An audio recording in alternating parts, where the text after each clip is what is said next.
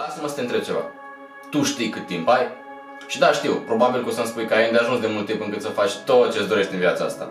Să mergi în vacanță, să-ți cumperi o casă luxoasă, să-ți cumperi o mașină scumpă, să faci scufundări, să sari cu parașuta, să faci bungee jumping și toate experiențele astea mișto. Și da, într-adevăr, ai timp să faci toate lucrurile astea.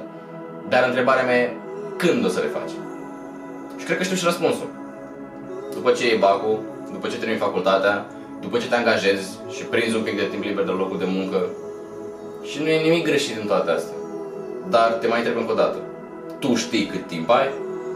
O să luăm 75 de ani ca fiind durata medie de viață unui român și o să mulțim cu 365 de zile câte zile are un an și o să obținem 27.375 de zile pe care tu le trăiești pe pământ.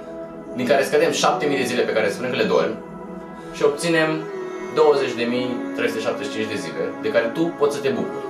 Să spunem că tu ai 20 de ani când vezi video ăsta. Și dacă luăm și mulțim 20 cu 365, obținem 7300 de zile pe care tu probabil că deja le-ai irosit așteptând momentul potrivit să pleci în vacanța aia pe care ți-o dorești. Poate că le-ai pierdut așteptând momentul potrivit să începi afacerea aia la care visezi în fiecare noapte.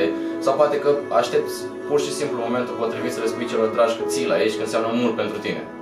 Acum revenind, din astea 20.300 de zile, scădem 7.300 de zile pe care să spunem că deja le-ai trăit și rămânem cu cam 14.000 de zile. Cam trist, nu? Așa că ai două opțiuni.